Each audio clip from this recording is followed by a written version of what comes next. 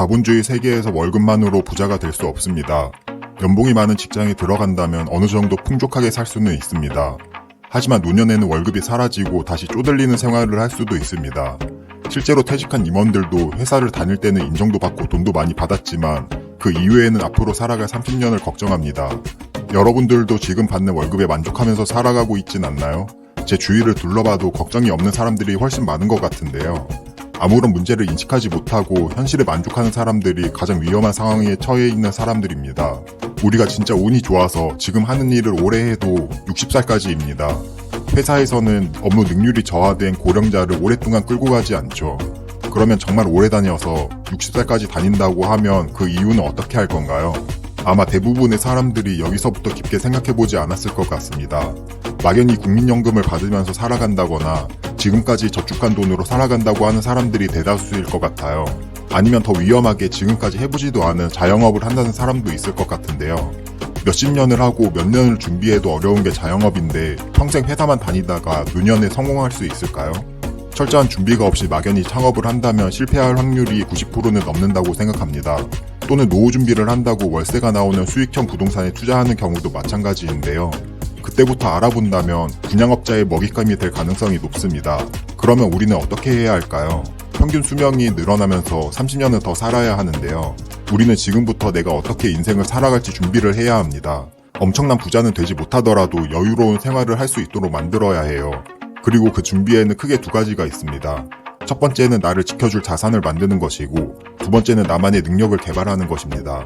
오늘은 그중 첫 번째인 나를 지켜줄 부동산 자산을 만드는 것에 대한 이야기를 해보려고 합니다. 잠시 제 이야기를 하자면 저는 다행히 자본주의 원리를 일찍 깨닫고 부동산 자산을 취득하고 있습니다.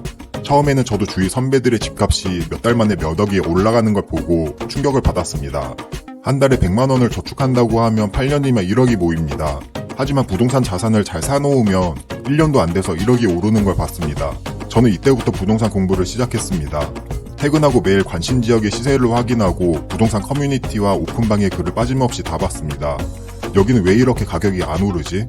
가격이 이렇게 안 오르면 언젠가 오르지 않을까? 입지도 괜찮고 이 지역 사람들 모두 오고 싶어하는 지역인데 이렇게 저 스스로에게 질문을 던지고 많은 사람들의 의견을 받습니다. 누군가는 여기는 절대 안 오른다고 말하고 또 누군가는 여기는 여러 가지 호재도 있고 가격도 상대적으로 저렴하기 때문에 오른다고 말했습니다. 그리고 시간이 지나면서 오르거나 내리거나 둘 중 하나의 결과가 나오면서 이전에 예측했던 방향의 결과가 나오기 시작했습니다.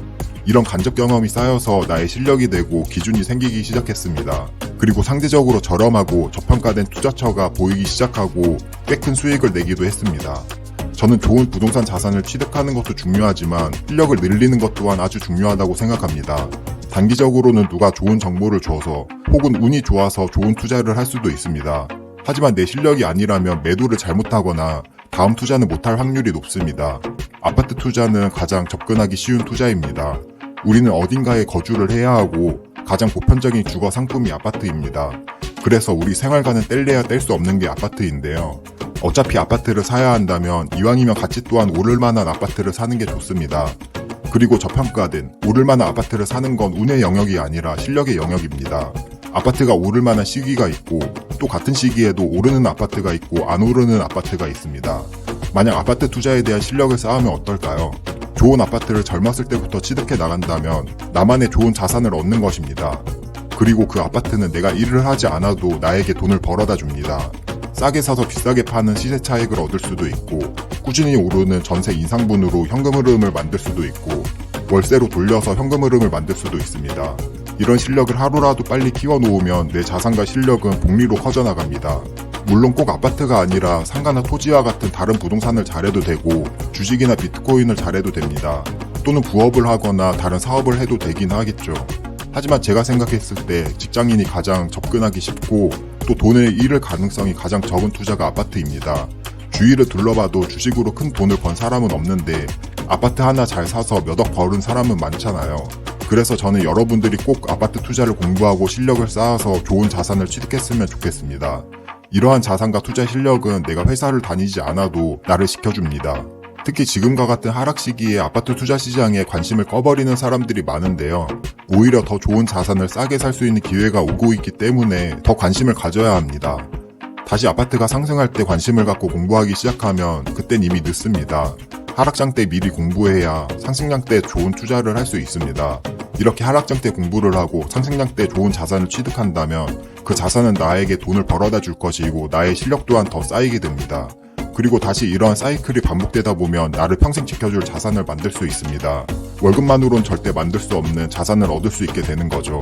저도 4년 전부터 아파트 투자 공부를 해서 좋은 자산을 취득했습니다. 그리고 이제 하락기를 맞아서 다음 상승장 때는 더 크게 자산을 불리려고 하는데요. 그 기회를 잡기 위해서 지금도 매일 시세 파악을 하고 공부를 하고 있습니다. 그리고 저는 여러분들도 꼭 지금 부동산 시장을 떠나지 말고 계속 시장에 있었으면 좋겠습니다. 제가 하필이면 이런 부동산 하락장에 강의를 오픈한 이유도 이 때문인데요. 만약 제가 부동산 분위기가 좋은 작년에 강의를 했다면 더 많은 수강생을 모집했을 겁니다.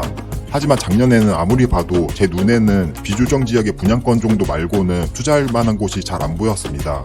그리고 실제로 웬만한 아파트들은 작년 대비 다 가격이 떨어졌죠. 이번에 강의를 오픈한 이유는 하락기를 맞아 다음 상승장을 대비하기 위함입니다.